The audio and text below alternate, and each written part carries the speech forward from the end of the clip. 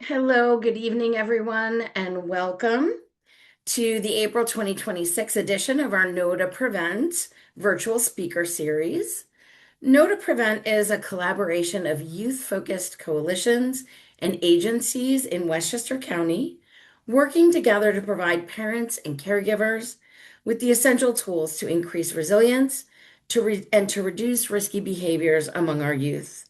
For more information on the collaborative, upcoming presentations, and to access recordings and materials from previous presentations, please be sure to visit notoprevent.org. Before we get started, a few housekeeping items. Tonight's presentation is being recorded. You probably heard that little recording in progress. All participants and all who register will receive a link to the recording along with a handout that we call the tip jar. It may be familiar to those of you who have been here before. As always, the tip jar will highlight key takeaways, information, and prompts from tonight's speaker for you to have as a reference, and it also includes links to important resources. There will be a Q&A session following the presentation, so we encourage you to type any questions you may have into the Q&A box at any time throughout the presentation, and we will get to those with Dr. Van Frank at the end.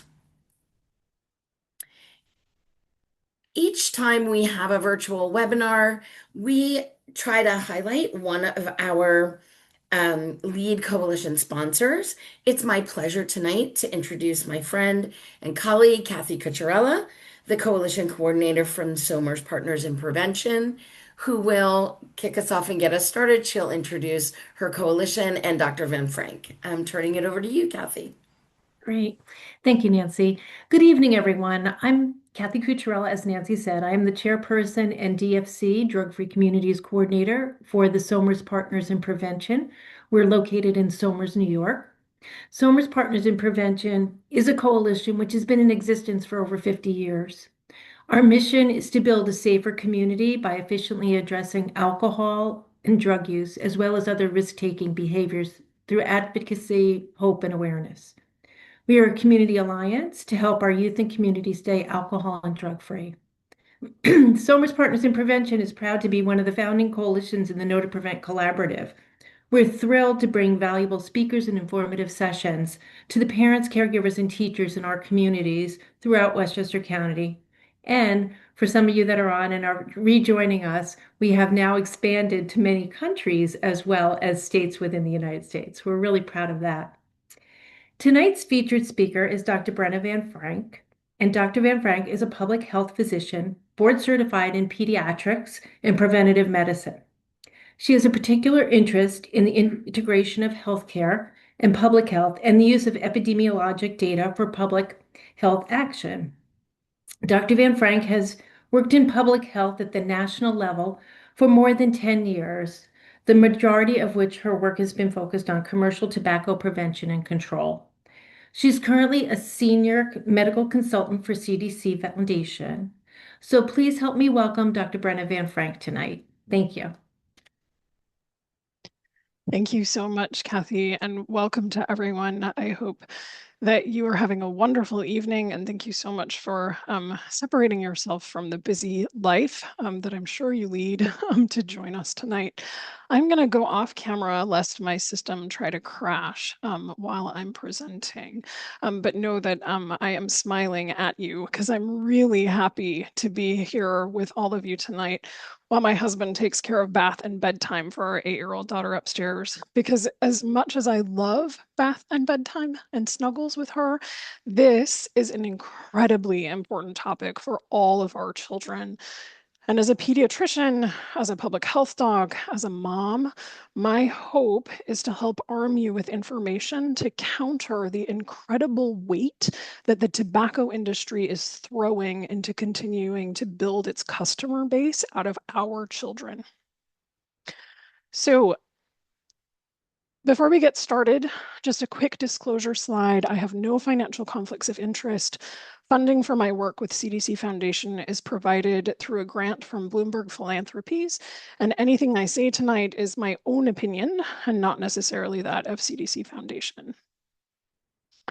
So tonight, we're going to talk about nicotine pouches. We're going to start with an overview, what they are, what sales are like, who's using them, and then we're going to talk about how they're being marketed and where the current popular discourse about nicotine is leaning. And then after that, we're going to look at what the science actually says about nicotine, examine some of what the industry is saying about it, and take a really close look at nicotine addiction specifically. And then I'll wrap up with a discussion about how we can all be helping kids quit, helping report illegal marketing, and helping arm kids with facts, not just social media. And then we'll absolutely have time for questions at the end. So please jot down anything that comes to mind as we go along. So let's jump in. Nicotine pouches. So nicotine pouches are the latest product in an ever-changing and rapidly shifting landscape of tobacco products. Of course, there's this huge array, right, of tobacco products that are on the market, and I'm showing you some categories of products that are on the market. There's a group of products that delivers nicotine to the lungs. Those are on the right side of the screen. So these are combustible tobacco products like cigarettes, cigars, and hookah. Electronic products, there's this huge array of e-cigarette products and the various liquids that go in them. There are heated products, which heat a small plug of tobacco in a device that releases nicotine and other chemicals that is inhaled into the lungs. And so that group lung delivers.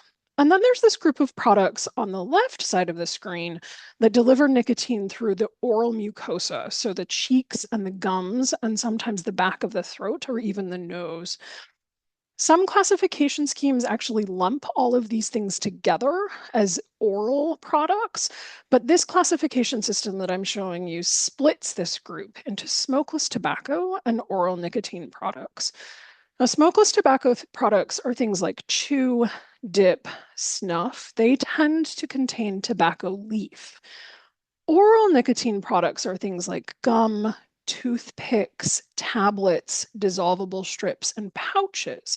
And those products tend not to have tobacco leaf, but contain nicotine that's either extracted from tobacco leaf or nicotine that's created in a lab.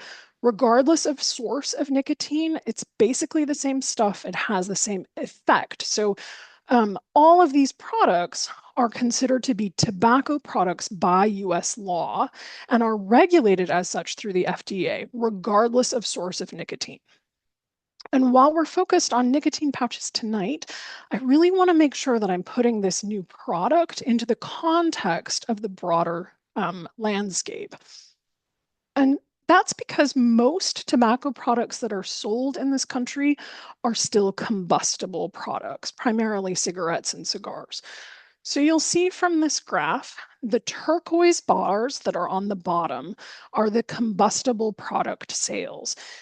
And even just last year, about 76% or $3 in every $4 that was spent on tobacco products in either grocery stores or convenience stores was for combustible products. In fact, if you actually look at US tobacco company revenue and where their money is coming from, 80%, more than 80% of US tobacco company revenue is actually for combusted products, cigarettes, cigars. But for even more context about pouches, because that's what we're talking about tonight, I promise, I want to zoom in on those top blue bars, because those top blue bars are the sales of the non-combusted products. And so we'll zoom in there. And I'm showing you now sales of the non-combustible tobacco products, again, in grocery and convenience stores over time from 2021 till last year. And you can see from the yellow and orange bars on the bottom that e-cigarettes and smokeless tobacco like chew and dip have really been competing to dominate the non-combustible sales. But nicotine pouches, that red bar on the top, that has been growing and rapidly gaining in share of sales in the last 5 to 6 years. So much so that last year it was basically comparable in sales to other smokeless tobacco products. So what are these things that are gaining in sales so rapidly? Well, the name nicotine pouches actually gives you a lot of information. Nicotine pouches are small microfiber pouches that are filled with powder. And that powder contains nicotine, flavorings, fillers, and a variety of other ingredients.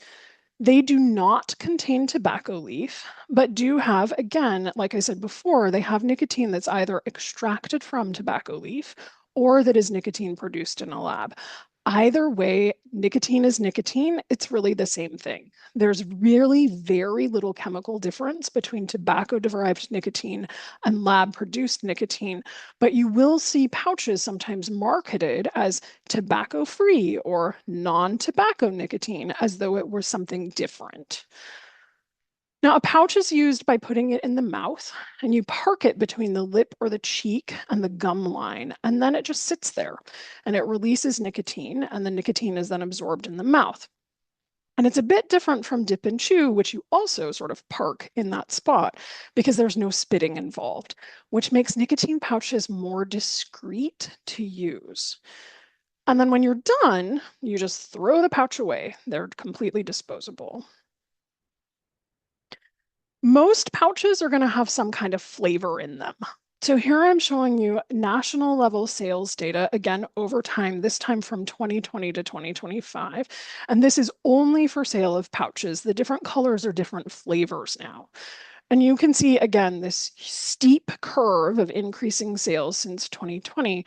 But the other thing that this graph shows you is the breakdown, right, of the flavors that are being sold. So the majority are mint, that green color, which is dominating the bars. Very few are tobacco flavored. Tobacco is a red color. Do you see any red on the chart? I can't see any red on the chart. It's either too little or it's not there. And so really very few that are being sold are tobacco. The majority are mint. This sort of variation in terms of the flavor distribution is state dependent. So some states are going to have different patterns than others, depending usually on the different laws that they have in place regarding tobacco sales. So it may look a bit different in New York than it does in California, but overall nationwide, this is what it looks like. So we know sales are increasing, right? I've shown you a lot of data suggesting that, but that doesn't actually tell us who's buying them, and it doesn't tell us who's using them. But fortunately, we have different data from different sources that can give us a clue about who's using them. So let's start with grown-ups. So this is data from a nationwide survey of adults that was conducted between 2022 and 2023. And respondents were asked if they'd ever used a nicotine pouch, that's the blue bars on the left, if they use pouches now, that's the purple bars, and if they use every day, and that's the turquoise bars.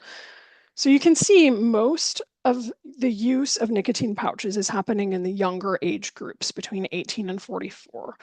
But the other thing that I think is really striking about this graph is that the use is still pretty low, right? Less than 5% have ever tried, and less than 1% are currently using. Now, this was the first time that this survey had asked about nicotine pouches, so we don't really know how use has been changing over time among adults. But next round, when this survey is fielded again, we'll have a better idea of whether or not use patterns in adults are following sales pattern. Fortunately for youth, we do have data over time, so I can show you that. So this is among youth and young adults. Again, it's a national survey. And this national survey is of youth between age 13 to 28. It's actually a longitudinal study. So the same group of kids and young adults is asked to answer questions periodically over time. And all of the respondents are between the ages of 13 and 24 when they enroll in the study. And then as they age, they continue to answer questions. And as you can see, again, overall use is still pretty low, about 5% for young adults that are age 21 to 24, that's the gold line, and about 2% for youth aged 13 to 20, that's the blue line. But the really important takeaway from this graph is that use is increasing so fast. we've seen a four-fold increase in use between mid-2022 to the end of 2025. And that's really telling in terms of how this product is becoming more adopted in this age group. We do see some differences in terms of who is using nicotine pouches in this age group. So this is the same data set that I was showing you before. We're just breaking it down now by gender, race, and ethnicity, and economic status. And you can see from the blue bars, use is more common among those who identify as male. And then from the orange bars, more common among those who identify as non-Hispanic white. We are not yet seeing differences by economic status. Again, use by and large is fairly low, but interesting to see how the demographics break down. We also know from that same data set that Zyn is the most commonly used brand of nicotine pouches in this age group. That shouldn't be particularly surprising given the advertising that's happening with Zyn, and also the fact that Zyn was the first, I believe it was the first FDA product that FDA authorized for marketing. Another important thing to know about nicotine pouches is the nicotine content of these things. So pouches are actually sold in a variety of nicotine strengths. There still remains a lot of confusion, honestly, about what the labels actually mean in terms of the amount of nicotine that's delivered to the body. But on average, the content of nicotine pouches being sold is being increased over time. So again, from 2020 to 2025, we're seeing significant increases in the amount of nicotine per pouch that's being sold. So what does that actually mean? What does 6 milligrams of nicotine actually mean? Let me give you a little bit of comparison into context. So a cigarette contains about 6 to 12 milligrams of nicotine, depending on the cigarette and the brand. But a person smoking that cigarette only gets about 1 or 2 milligrams of nicotine from it. A Juul pod contains about 40 milligrams of nicotine. How much the user actually gets into the body is lower, similar to cigarettes. And then if you're familiar with nicotine replacement therapy, gum or lozenge, that's a medicine that helps with quitting. Those come in doses of 2 or 4 milligrams. So you can see 6 milligram average for pouches now in 2025 is that's a lot of nicotine in a pouch. And of course, that has implications for addiction liability, right? The higher the nicotine content, the greater the risk for addiction. So what are kids actually using? Well, they're using the higher nicotine content products. So here I'm showing you data from that, again, that same study of youth and young adults. Light blue is youth, aged 13 to 20. Turquoise is young adults, aged 21 to 28. And you can see that over half of the young adults and about half of youth are using pouches with 4 milligrams or more of nicotine. And the other thing to know is that, I thought I had information about how many pouches they're using a day. I think that comes later. I will show you. They're not using just one a day. Spoiler alert. The other thing that I want to emphasize about pouch use before we move to the next section is that by and large, nicotine pouch use doesn't occur alone.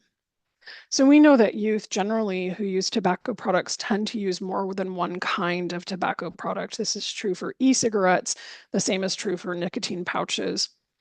You can see here that the majority of youth and young adults that report current use of nicotine pouches also report using other tobacco products. So that blue bar are those that are using pouches and something else.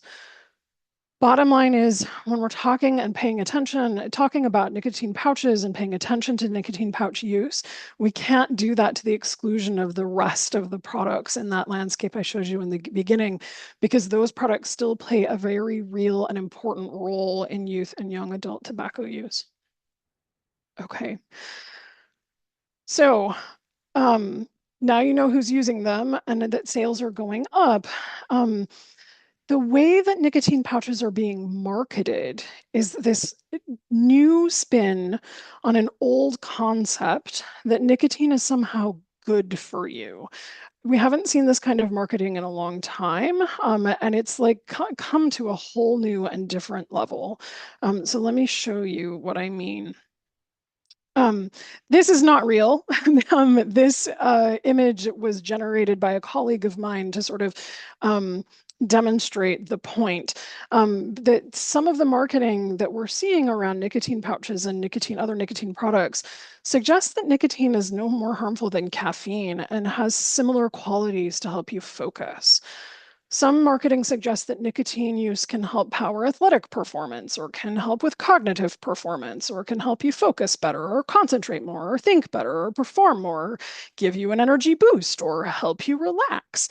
The claims really just go on, and in some cases, they're pretty contradictory. Nicotine can give you more energy and can help you relax? That sounds really miraculous to me. But let me show you some real examples that a colleague of mine pulled straight off the internet, off tobacco industry pages that are selling these products. So here's this first one from a company called Lucy. And they're talking about focus and energy and relaxation.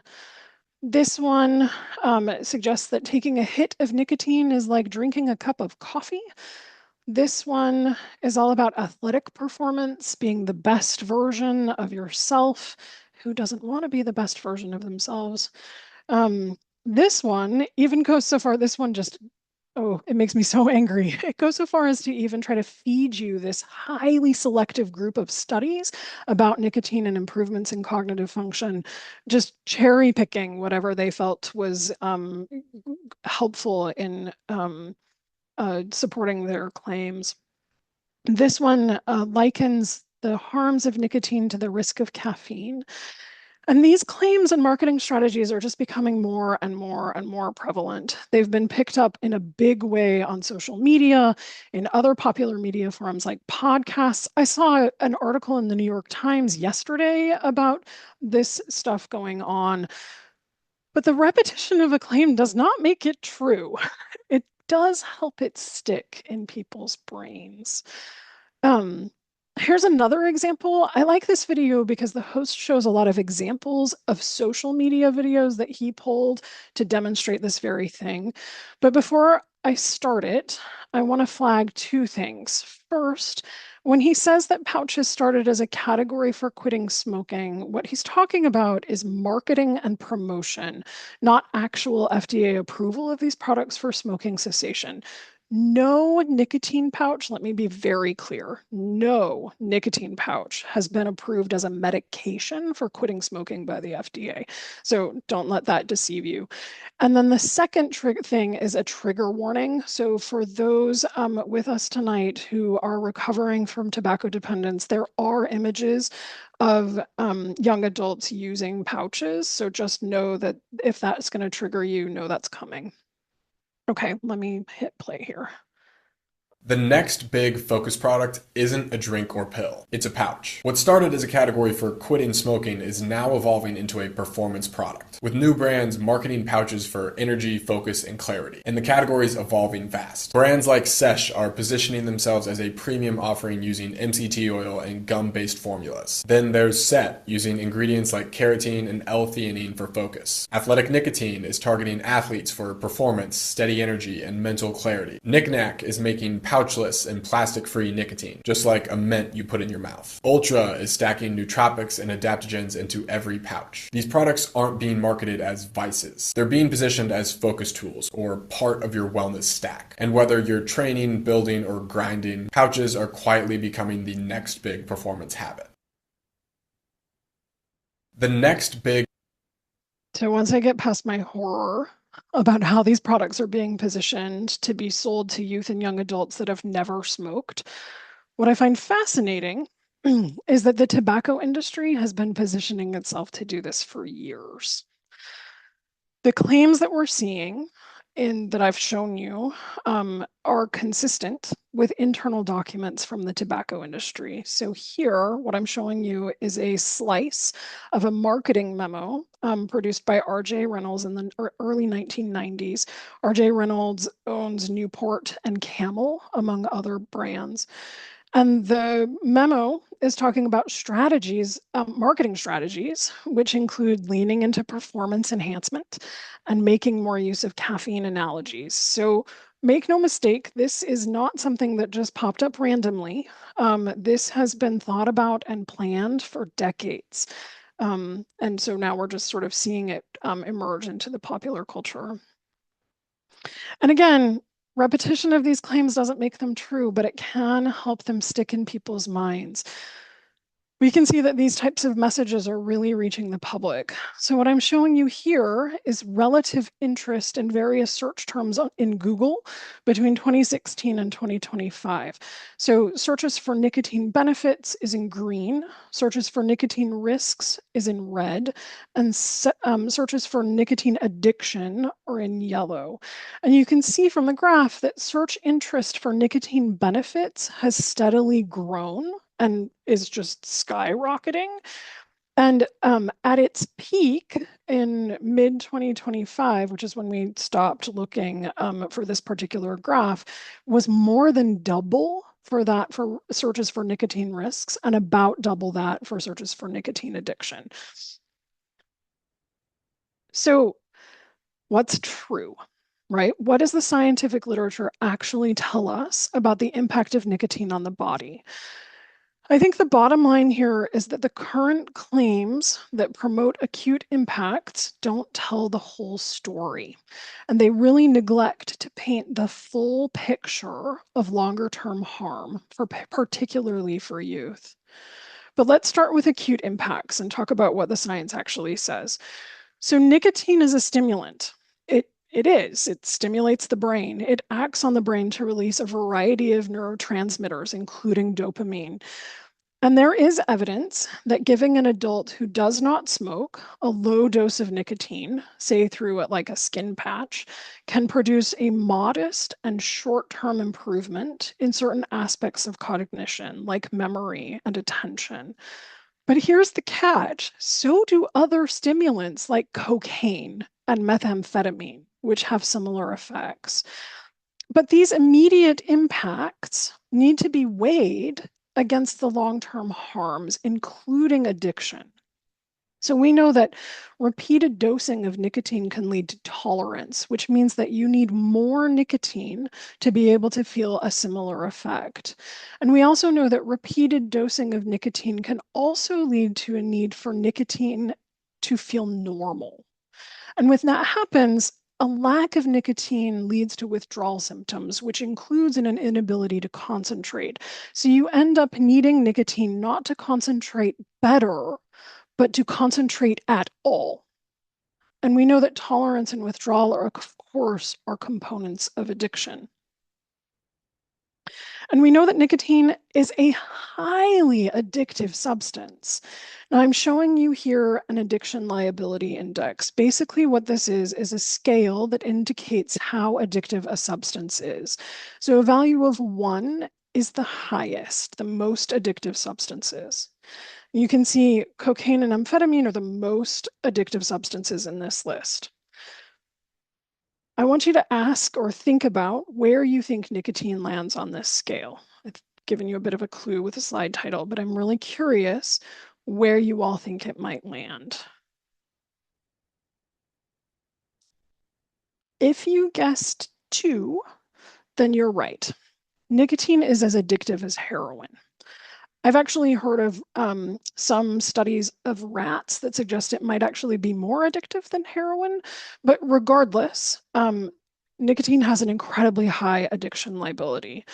But what does nicotine addiction actually look like? Well, ultimately, repeated nicotine use changes the brain on a biochemical level, including the parts that help exert self-control.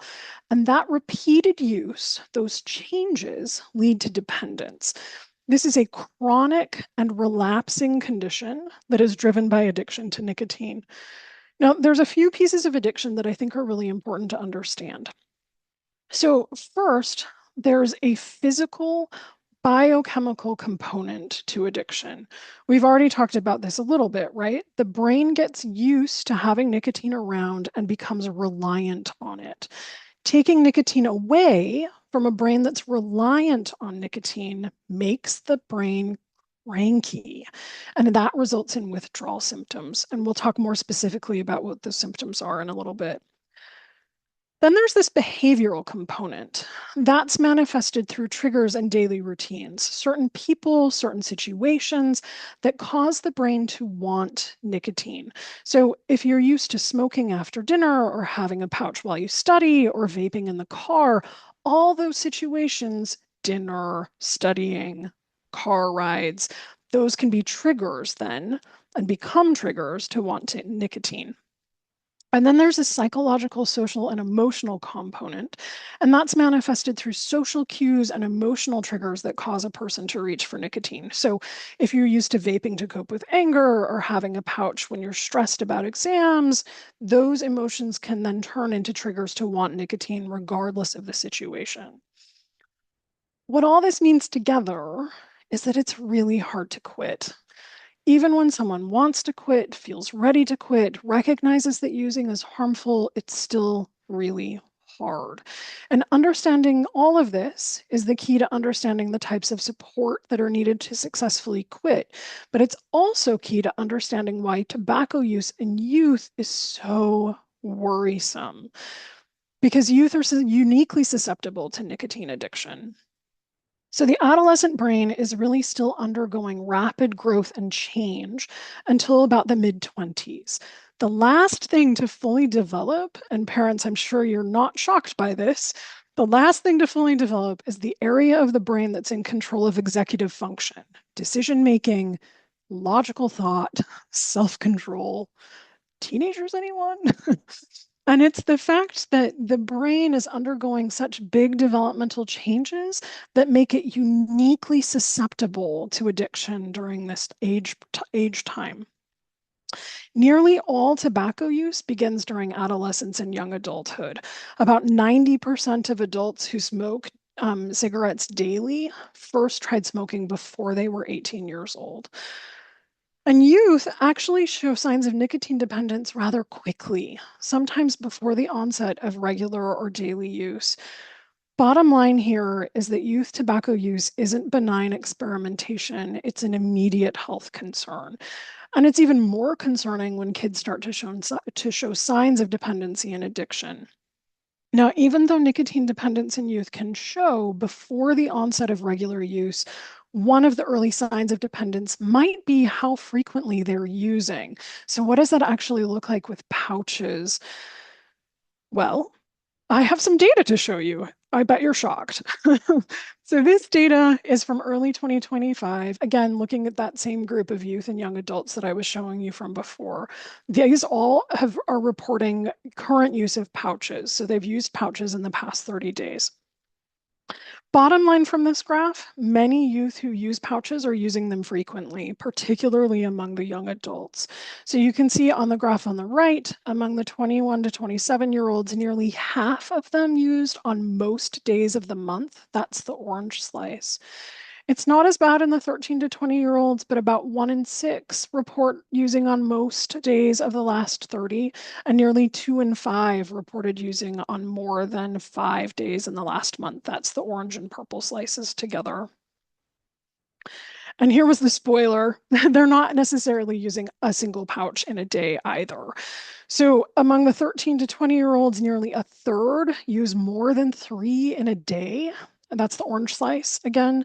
And a little less than half reported typically using at least 2 in a day. That's the orange and purple slices together.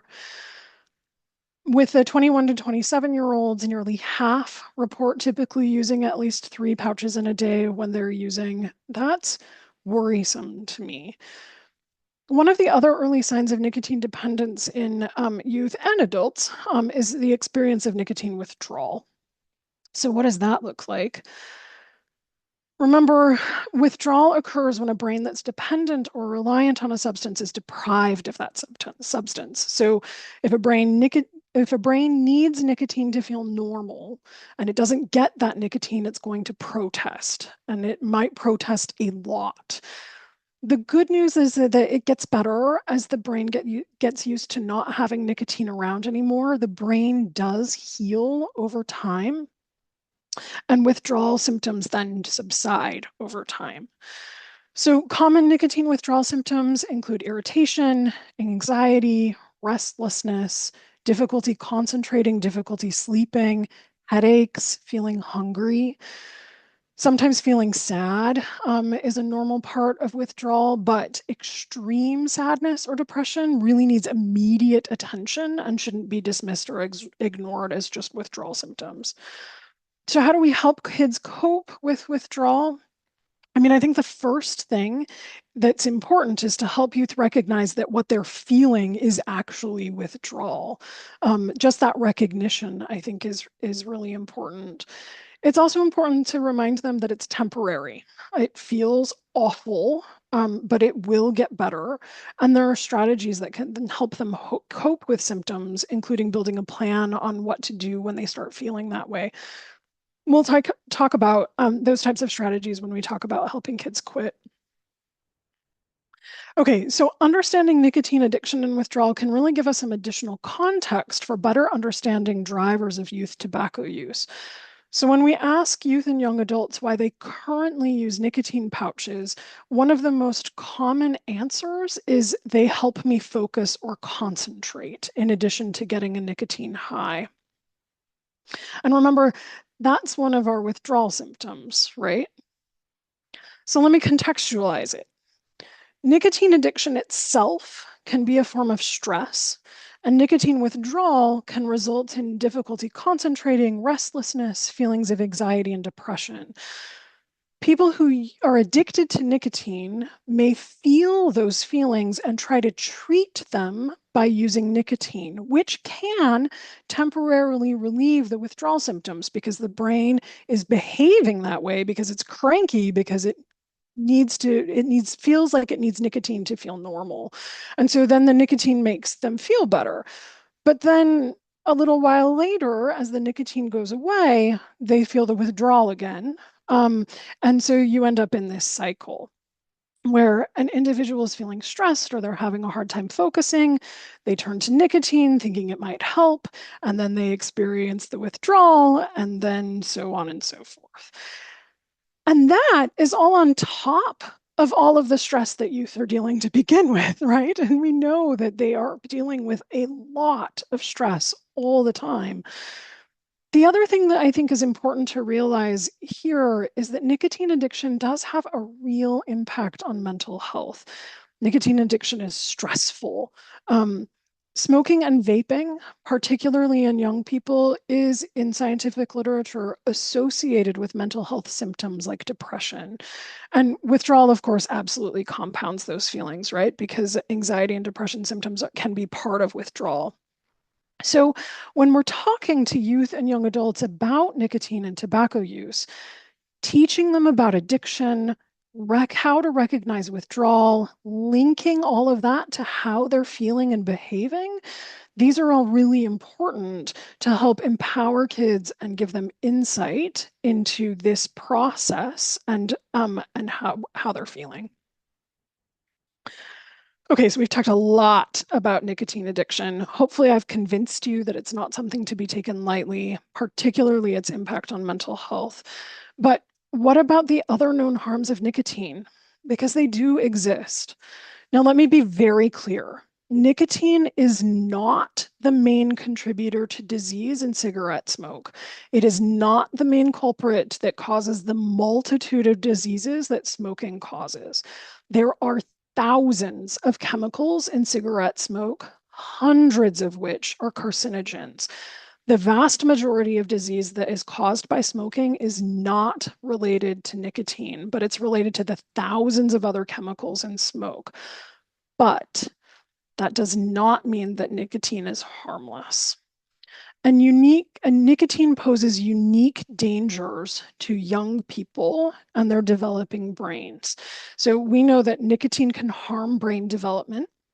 It can harm the parts of the brain that control attention and learning, mood, and impulse control. And there's also some evidence that nicotine exposure during adolescence primes the brain for future addiction to other substances. We also know that acute high dose exposure to nicotine can be toxic. It can be a poison, particularly to young kids. And there's also evidence that nicotine impacts the body beyond the nervous system, including contributing to impaired fetal lung development, immune dysfunction, and the increased risk of cardiovascular disease. I think it's also important to remember nicotine is not the only ingredient in tobacco products. I've talked about cigarettes. They certainly have the most additional chemicals, but smokeless tobacco, e-cigarettes, they also have a variety of chemicals in them, many of which we're still learning about how they affect health. It's unclear at this point what else might be lurking in pouches. Again, probably less chemicals than cigarettes, which have thousands of extra chemicals. But this is an ongoing area of study and one that we need to continue to pay attention to. Okay, so that's addiction and this claim about focus. Let's tackle another misleading marketing claim, this attempt to equate nicotine to caffeine. Okay, yes, nicotine and caffeine are both stimulants, but the comparison between them is really super flawed. I want to take addiction liability for starters. Nicotine's much more addictive than caffeine. This is that same scale that I was showing you before. Remember, nicotine sits here on the scale at number 2. Think to yourself, do you have any guess about where caffeine might land? It's not 1. If you guessed 5, then you'd be right. Caffeine is substantially less addiction generating than nicotine. Does that mean that caffeine is safe for kids' brains?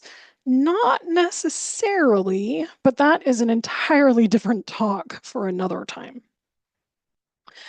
Nicotine and caffeine comparisons are also super flawed because these substances affect the brain through very different mechanisms. Now, bear with me, I get really excited about neuroscience, and this is going to get a little bit technical. I'm going to try really hard not to get too technical, so just bear with me.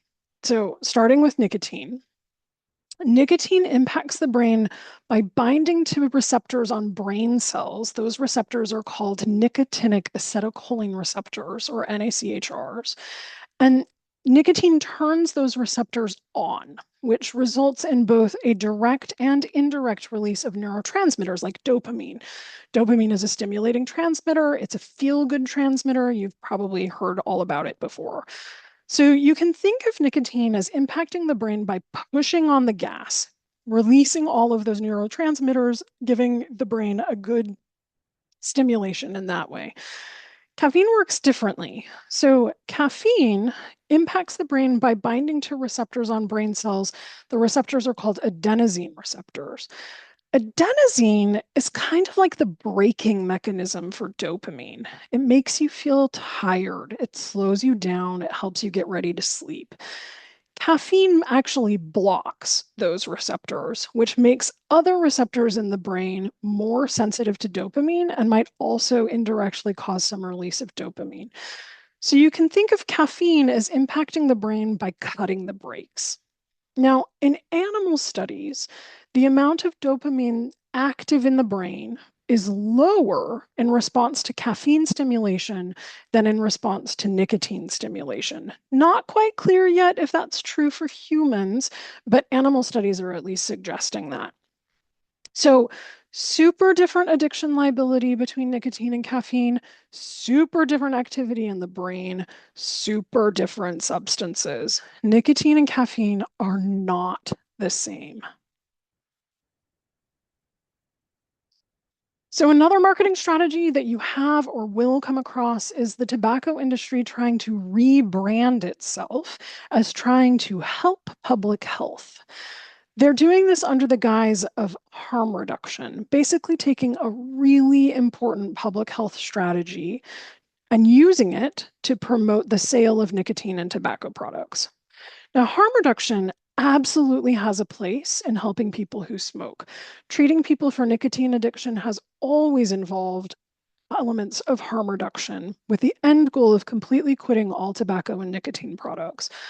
But harm reduction principles have no relevance to people who don't already use tobacco products.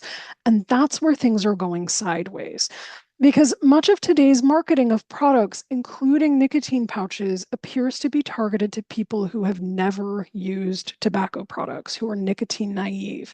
So that's honestly like promoting methadone or Suboxone to people who haven't already or don't already use opioids.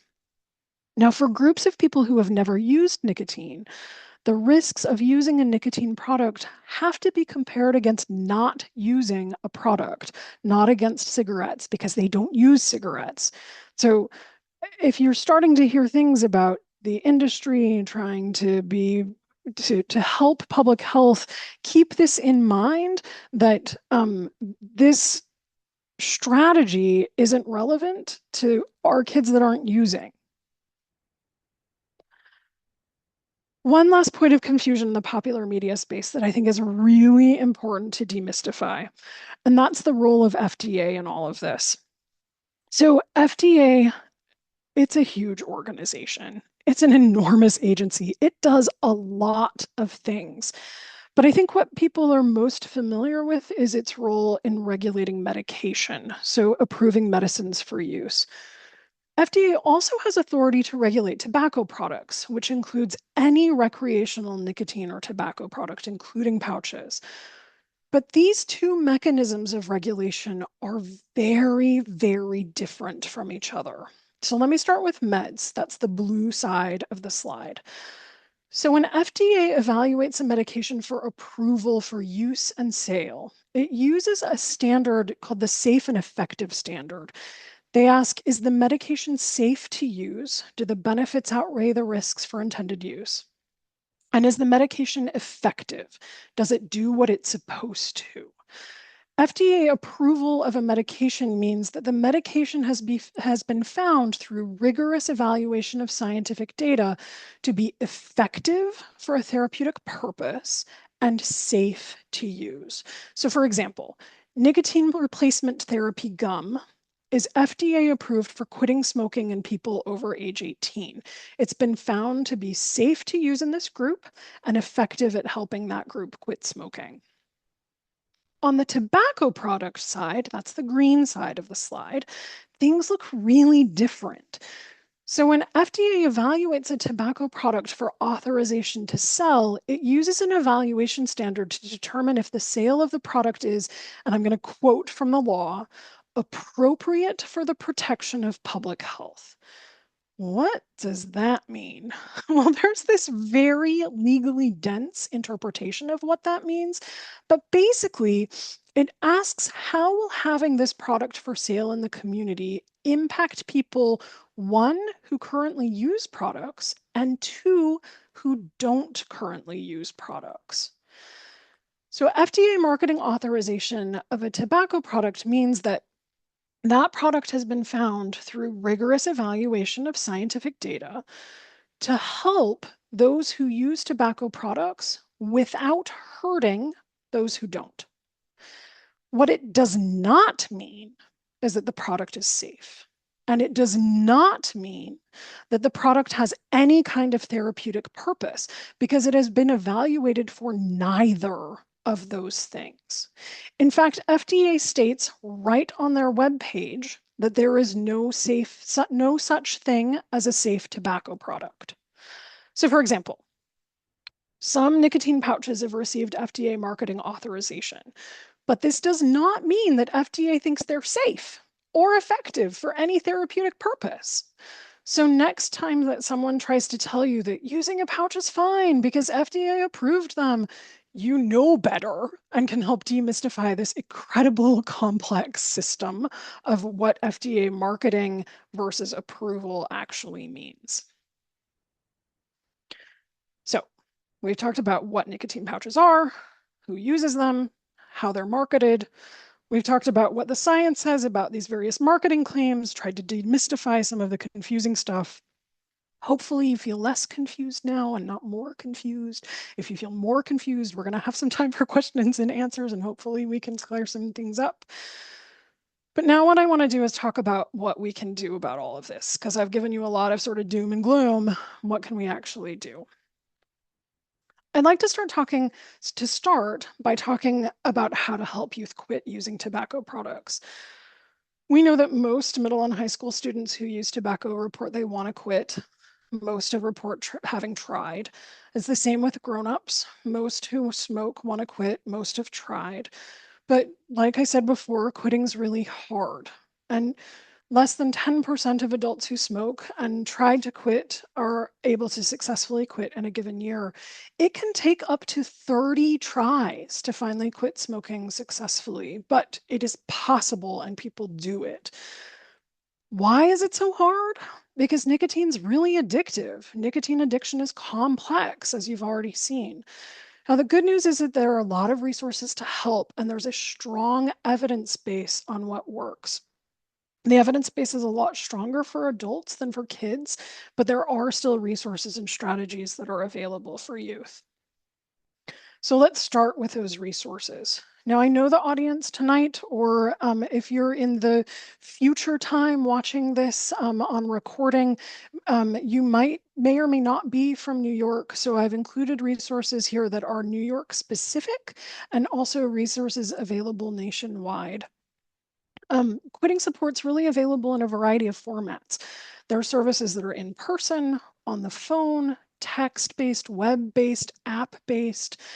There's a lot of stuff out there, but this is a good place to start. These are reputable programs, all of which are either designed specifically for youth or can serve youth. Even if they're not specific to youth, they have special protocols for kids. All of these are free to the user. Most of these services can help people quit a variety of tobacco products. Those that are focused specifically on youth tend to lean into content about vaping because e-cigarettes are still the most commonly used tobacco product in that age group, but generally can help with other products as well. In addition to this suite of resources, I'd also recommend seeking help and advice from a healthcare provider, and a healthcare provider who's knowledgeable about pediatric issues, because they can really be a wealth of support and information. And some resources for kids like meds, which we're going to talk about, are only available through a doctor. So it's worthwhile engaging with them too. So you decide you want to try one of these, or want to know what it's about. What are these resources going to do when you actually engage with them? Largely, it's various forms of behavioral, practical, and supportive counseling. So participants are generally guided and supported through building a quit plan, understanding nicotine addiction, recognizing withdrawals and triggers. They also will get help learning about and building tools for dealing with triggers and withdrawals, engaging in self-care behaviors, learning strategies for coping with stress and anxiety. And they'll also likely get support with building and developing healthy coping skills. But what I'll say is these skills can be supported and encouraged by anyone in a kid's life. You don't have to go to a special resource necessarily to get this started. I would suggest these 5 healthy coping skills as a good place to start. So let me talk about each of them in turn. So first, learning to manage stressful feelings. So this is about identifying what triggers stress or anxiety, recognizing when those feelings start, and then seeking ways to proactively manage those feelings when they happen. Second is relaxation techniques, really encouraging positive stress management techniques that don't include nicotine. Things like meditation, listening to music, deep breathing.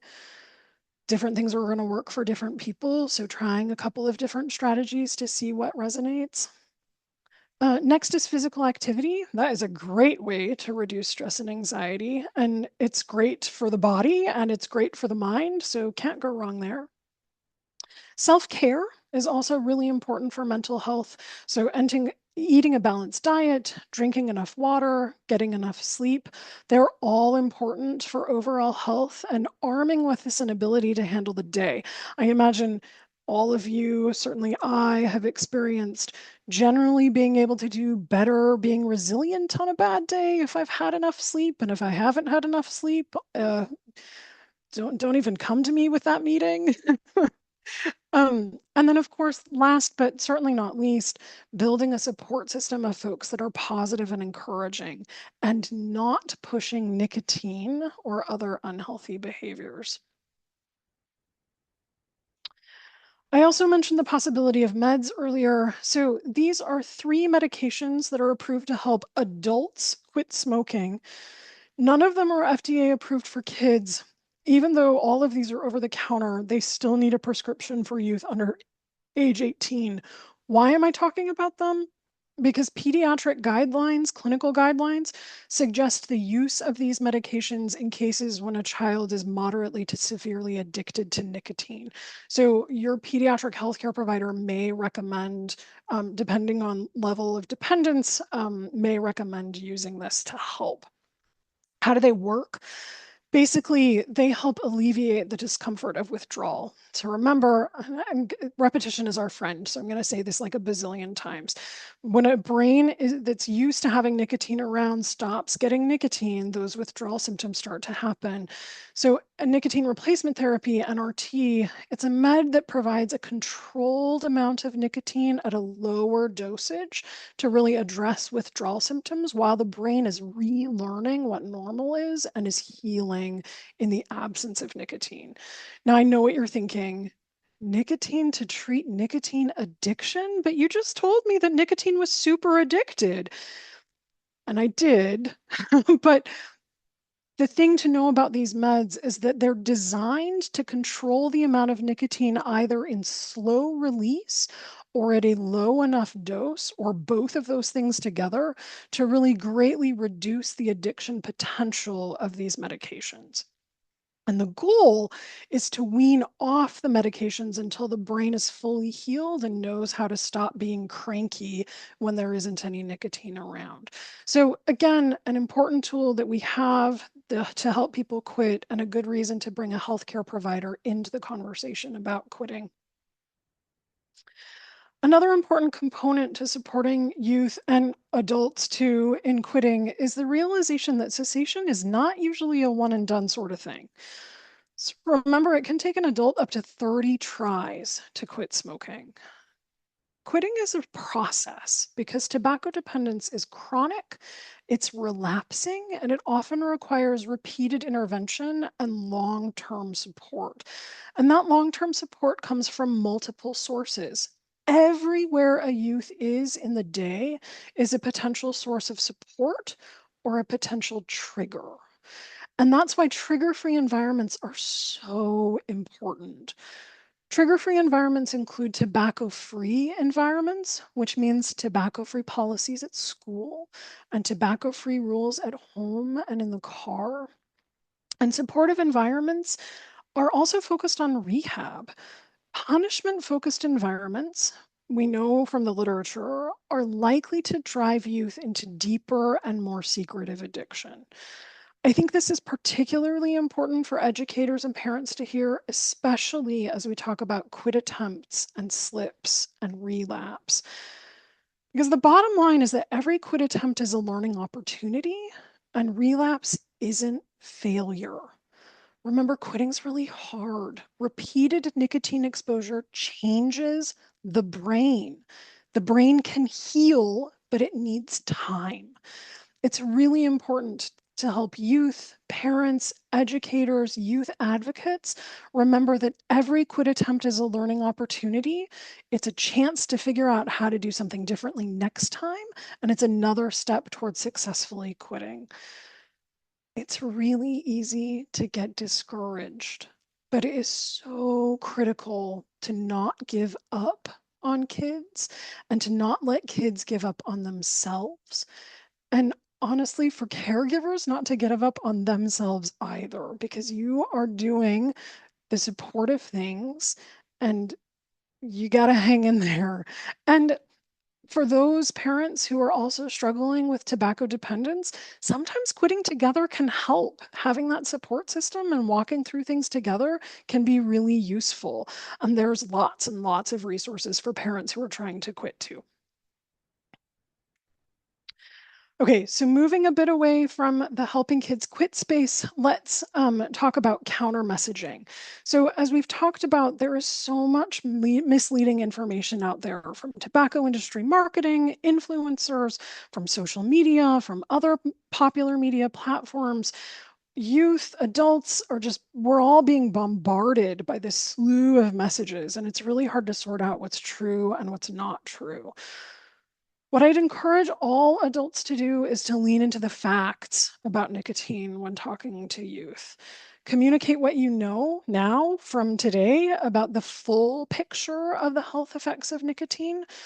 Emphasize the addictiveness of nicotine. Talk about what it looks like in terms of acute impacts, turning into tolerance, turning into addiction, turning into withdrawal, and help youth not only understand the cycle of addiction, but help youth who are already using tobacco products to recognize and manage withdrawal. And then educate about the differences between FDA approval and FDA marketing authorization. Remember, no tobacco product is safe, even if it's been authorized by FDA to be sold.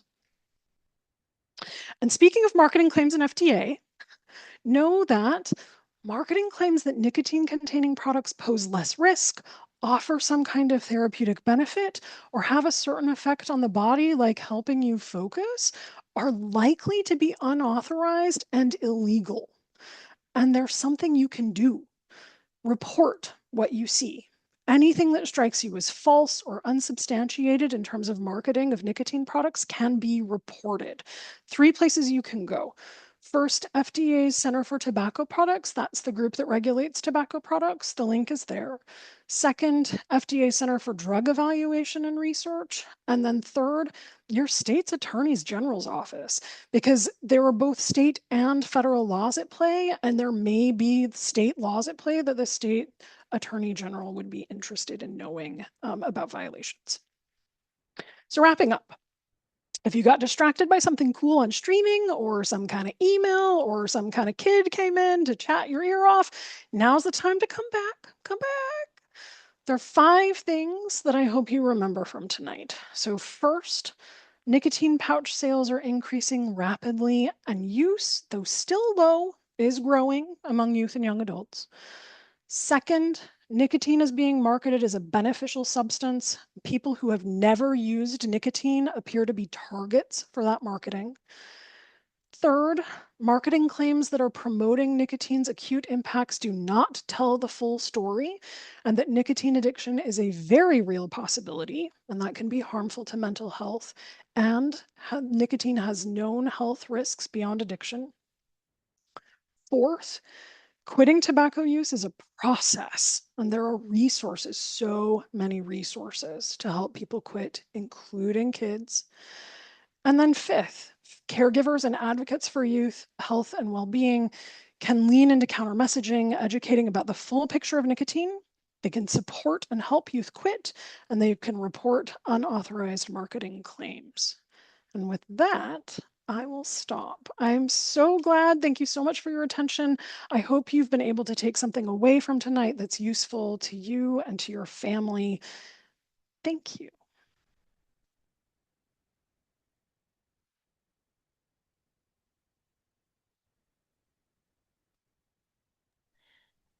Thank you, Dr. Van Frank, so much. I'm actually going to share my screen again.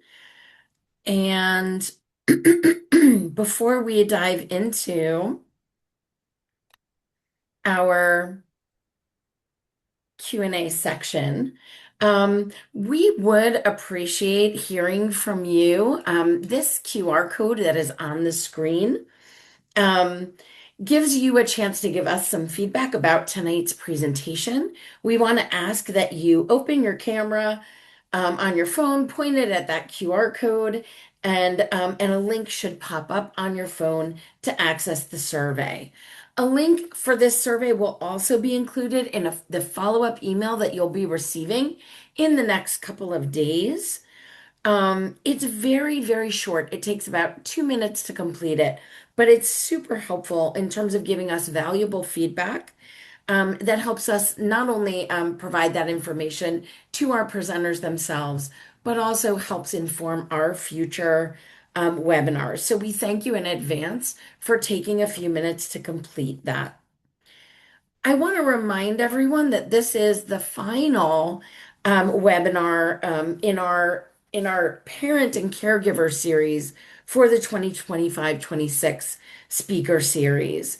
We do encourage you to keep an eye on your email inboxes and also to periodically check the notoprevent.org website, especially as fall comes around, for details about registration for upcoming webinars in our 2026-27 speaker series.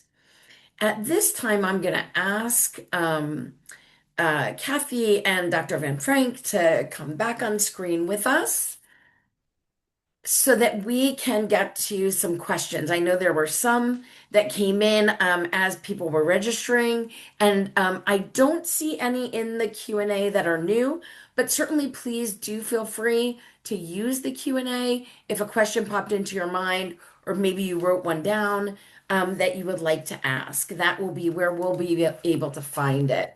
And Kathy, I'm going to turn it over to you. Okay, thanks, Nance. Um, yes, so thank you, Dr. Van Frank. That was a wonderful presentation. I hope our audience took away a lot. I know I did.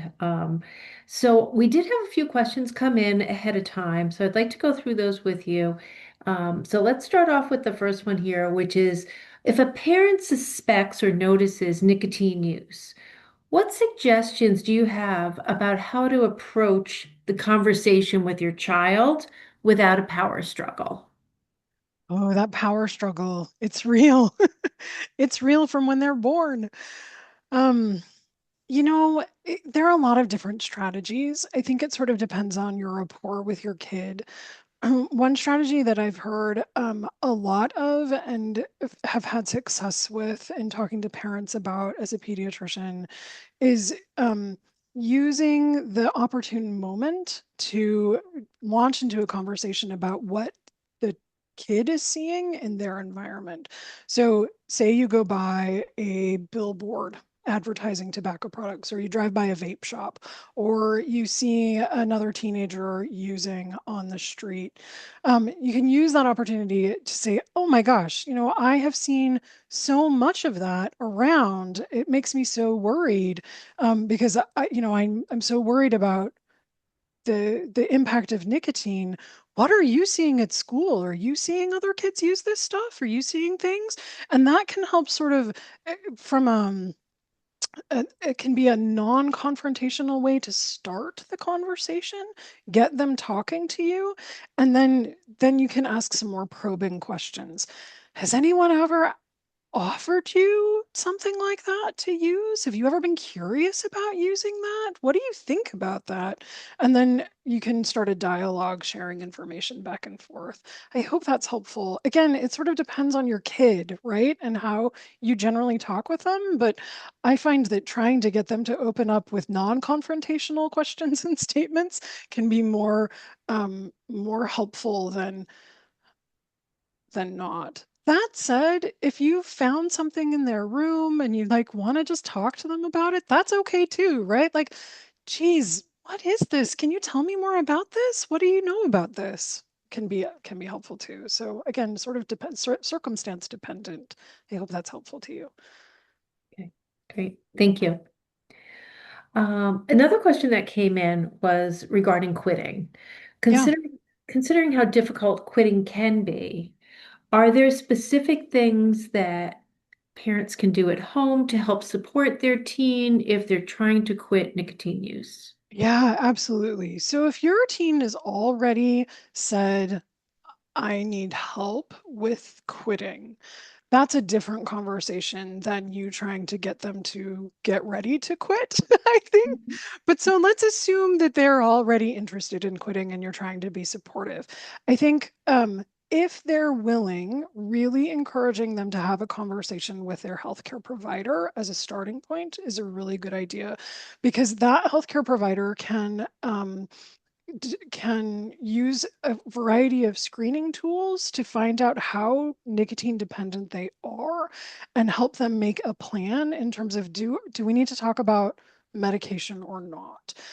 And then your healthcare provider should also be able to hook you, give you a list of different resources, basically the same list that I was showing, um, and finding out, what kinds of resources your teen is interested in. Do they prefer to talk on the phone? Most teenagers don't.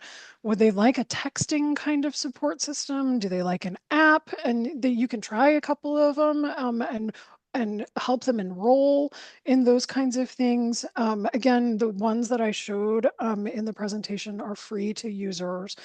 Um, and then, I mean, I struggle with my kid's only 8. I struggle with her with the balance of nagging and being supportive. And so it's something I struggle with. But checking in with them. How are you feeling? How was today? How are things going? Celebrating small milestones is also really helpful. If you're in that kind of a relationship where they like celebrating with you still, and I hope that they do, celebrate the first 24 hours. Oh my gosh, you made it through 24 hours. That is amazing. Let us celebrate in some sort of health and model a healthy coping skill at the same time. Let's do something wonderful together. Celebrate 20 to 48 hours, celebrate a week. And it can be those tiny milestones. And then I was talking about trigger-free environments, right? So um, if there is tobacco use in your home that is both your teenager and others, I would recommend trying to get rid of all of those triggers for your teen. If it's just your teen, getting rid of all of their product, because all of that is triggers. Having tobacco-free home rules, anybody coming into your home, if you don't use tobacco in your household, don't let anybody who is coming into your home use in your home. Having tobacco-free car rules also is helpful because you're trying to surround your teenager in an environment that is free of at least those obvious tobacco triggers. Um, and then the last thing that I would say is really remember that slips aren't relapse, and relapse isn't failure. If they start using again, this is just another learning opportunity. It's okay. This is hard. We're in this together. We're going to try again. And we're going to try to figure out what worked last time and what didn't work last time. And we're going to try something different. And I'm in this with you together and sort of walking through it that way. So I think that's where I would end. I hope that's helpful. Can I Yeah, circle back to a please. question based on something that you said? Yep. Because you said, let's assume, right, for Right. these suggestions that your child has already said they Yeah. feel ready, that they Right. themselves have already said, I think I need to quit. I feel like I want to try. Yeah. What if you're noticing that you're worried, right? As a parent, you see Yeah. their use and you're worried about it, and Yeah. they're not yet in They're that not space. there. Yeah, like, and I know there's, Yeah. all those things about contemplation and pre-contemplation. Pre-contemplation. Like, Yes. what are things that parents and caregivers, caring family members can do are there things that you can do to help be supportive while, and, like, while you're waiting for them to be ready? Yeah, absolutely. I think a lot of kids are not going to understand the nicotine addiction cycle, right? And so it's possible that they are, let's just take stress and anxiety as an example. I'm stressed and I'm anxious. I use nicotine, I feel better. And then I'm stressed and I'm anxious and I'm going to use nicotine again because that's what I do when I'm stressed and it makes me feel better. But really, I'm stressed and I'm anxious probably because I'm in withdrawal, in addition to all of the insanity of being a teenager. Um, and so I think helping them understand what that addiction cycle looks like and recognize that maybe that stress and inability to focus that they're feeling isn't just stress and inability to focus, but it could be also nicotine withdrawal. eh, That can help with some of this sort of pattern recognition. So that because a lot of kids are like, I only use a few times. I'm not addicted. I don't know what you're talking about. So many kids in the clinic, I don't know what you're talking about. I'm not addicted. I could quit anytime I want. It's no big deal. Um, and when I get a kid like that, um, so this is pediatrician talking. I don't know if I would do this as a mom. I might, because I pediatric my child, poor thing. I talk to her all the time. I probably anyway, poor thing. But she uh, it's called a 21-day challenge or even a 5-day challenge. Like, okay, you can quit anytime you want. That's incredible. I'm so glad. Why don't you give that a try? Try not using 5 days and then let me know how that goes. And just have them figure it like they just need to figure it out themselves, right? Oh, maybe. And that, if you arm them with information about what addiction is and what it looks like and what withdrawal is and what it looks like, and then you challenge them, you think you can quit anytime? That's amazing. Let's give that a shot. Let's see how that goes. Try not using for 5 days and let's talk about it and then see how they feel, and maybe they'll be fine and maybe they'll have a recognition.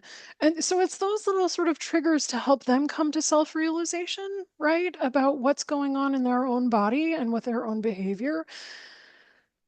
And if you can get them to talk to their pediatrician or their other pediatric healthcare provider, I think that that can be helpful too, because sometimes these messages don't come well from mom or from dad. Sometimes they need to come from the math teacher or the coach or the scout troop leader or the doctor, right? So surrounding our kids with communities of folks who know how to do this and know how to teach kids this, I think is also really helpful. All the coalition folks in the room right now are super happy that you said that. It's true. No, we got to surround kids with supportive, caring environments and supportive, caring adults. What else you got, Kathy? Okay, Hit well, me. listen, we're gonna hit you with an athletic question here. All right. So many of our communities here in this area are very supportive of our sports and have very competitive athletic programs. And some of us are hearing that pouches are particularly popular with the athletes, as we saw in your presentation. Yeah. And is that something that's happening broadly? Like we know we see Mm, it in our area and we do see the increase in our communities. And then how might coaches be helpful to their student athletes? yeah. So for the first part of the question, I would say anecdotally, this is what I am hearing as well. From a data standpoint, I have no data to demonstrate that. And the plural of anecdote is not data. So, I don't know of any data source where we could look that up and see. I think it is rather telling that nicotine pouch use is more common among youth and young adults that identify as male and as non-Hispanic white. I think that's really actually very interesting. I don't know if folks are seeing female athletes use pouches as well, or if it's mostly boy teams. Um, so bottom line is anecdotally, I've heard that also, and certainly there are marketing strategies that would support such an idea, but from a data standpoint, I have no idea. Um, how can coaches be helpful? They can be helpful in all the ways that I just said. So I think again, making sure that our educators, our coaches, our troop leaders, our faith leaders are armed with this information as well, that to know what the full picture of nicotine health impact is, to know what marketing is happening around kids so that they can help with counter messaging, surrounding them in trigger-free environments, um, and and being that support, helping them recognize the nicotine addiction cycle, talking to them about withdrawal, emphasizing messages. This isn't going to help your performance, guys, girls. This, this isn't doing good stuff to your brain. So that kind of thing. And having open lines of communications with parents, I think, is really important. So that, again, we can be surrounding kids with consistent counter marketing messaging to balance the crazy that is happening in social media. Mhm. Maybe reemphasize on meet the coaches night, things of that nature for the parents, and then with the coaches actually speaking with their student athletes and Yeah. reemphasizing exactly what you just said, the effects of the brain, and it's not helping performance. So Yeah. great, thank you. Yeah. Um, let's talk about flavors. I know you talked about your Yeah. chart showing mint. Right. A parent wrote in saying, I thought there were laws passed about flavored tobacco products. Why are these products available in so many fruity flavors that would be appealing to kids? That's a good question. And a complex answer, unfortunately. Um, The first part of the answer is there is no federal law about flavored tobacco beyond cigarettes. So there is language in the 2009 Family Tobacco Control Prevention Act. I probably got that name wrong. That finally gave FDA authority to regulate tobacco products that effectively pulled all flavored cigarettes off the market with the exception of menthol. So that happened in 2009, but everything else still, from a federal standpoint, um, flavors are still, there's no law that says the flavors can't exist. Um, there are state level laws, there are local laws. Those laws are different in different locations. So some states have laws that ban all flavored tobacco products. Some states have laws that ban flavored e-cigarettes. Mhm. Some states have, and with carve outs for other types of, anyway, different states, different localities, different laws. It sort of depends. I'm not as familiar with each state specific law. I know there's something going on in New York, but I am not my lawyer friend who would know all of these off of her head. Um, and the other piece of this is FDA marketing authorization. So Mhm. though there is no federal law prohibiting flavors except in cigarettes, um, no tobacco product, new tobacco product is legally on the market without FDA marketing authorization. And that includes a lot of pouches. So there are a number of pouches that have received marketing authorization, but they're not blueberry flavored. Um, Mhm. so a lot of the products that you're seeing on the market are just, I mean, they're frankly illegally being sold because they don't have FDA marketing authorization. So it's complicated. Like, why are they still out there? It's complicated. It's frustrating Mhm. and it's complicated. Great. Let's see. Another parent wrote into us, does teen use of nicotine prime the brain for addiction only to nicotine, Mm, or does it make that young person more vulnerable to addiction to other substances as well? I think you may have led into that in the presentation, but I think it's nice to yeah. hear again about the addiction. Yeah, yeah. So the evidence behind priming the brain for addiction is largely based on animal models because you can't do a randomized control trial of kids that's ethical to be able to figure out whether or not exposing this set of kids to nicotine makes them more susceptible to heroin later, right? You can't do that Mhm. study ethically. A lot of the studies are animal model based. Um, And those studies suggest that the changes that happen in the brain when the adolescent brain is exposed to nicotine actually primes the addiction circuitry Mm. such that other substances of abuse are more easily um, it's easier to become addicted to them because the circuitry is primed while the brain is developing, if that makes sense. So it's not just nicotine, but again, with a caveat that these are animal models, which is why I always say it may prime the brain for nicotine, for addiction to other substances. There's evidence that suggests that that's happening, but yeah. Kathy, I think we have time for maybe one last question. Okay. I haven't seen any others come in yet. I do have another one from a parent who wrote in Okay. that technically all these nicotine and tobacco products are not legal for young people under the age of 21. Yeah, So, absolutely.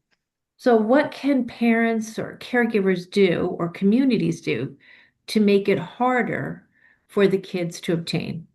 Yeah, it's a really tricky one. So yes, it is. The federal law says that these products cannot be sold to children under the age of 20 or to individuals under the age of 21. I know that there are a lot of 19-year-olds that would say, I am a grown-up now, so won't call them kids. Those young adults shouldn't be able to buy them. The data that we have from middle and high school students and from some young adult studies suggests that there are kids that are buying them from stores. And so there are definitely things that communities can be working on in terms of helping with that component of it. Making sure that convenience store and grocery store folks are appropriately IDing folks to sell them product. So community coalitions can work on that with business owners associations, make sure that things are going as they should. But that's not the primary source Mm. generally of tobacco products for these kids. They're buying them from from other people. They're getting them from friends. They're getting them from older siblings. They're getting them from, they're getting them from all kinds of places. Certainly some of them are buying from stores, but most of them are not. And it's tricky to figure out, how do we cut the source off? There are definitely things that we can do, making sure that stores that sell tobacco products aren't around schools, right? Don't make that access easy. Making sure that carding is happening. And those types of efforts, but there's a lot of other exchange of products that I think, talking to kids about this and making sure that, that they know what's going on so they won't pick it up is part of it. So it takes a village, it takes a community, it takes a suite of, it takes a suite of actions. There's no one golden ticket, unfortunately, to fix that problem. Thank you for all of your responses. And I just want to say Yeah, thank you again, Dr. Van of Frank, course. for sharing your knowledge and your expertise with us tonight. I also want to say thank you on behalf of No to Prevent and all of the members of our collaborative. Um, Thank you to everyone who took some time out. I know we're at the part of the day when people are starting to drop off, but we had many of you out there with us as we went through the presentation. Want to thank you for taking the time to join us tonight, and we want to wish everybody a good night. We hope that you and your children and teens have a smooth or as smooth as possible and productive finish to the 2025-2026 school year and a very, very healthy, safe, and fun summer. We look forward to seeing you again when we kick off the No to Prevent 2026-2027 speaker series in the fall. Thank you and good night.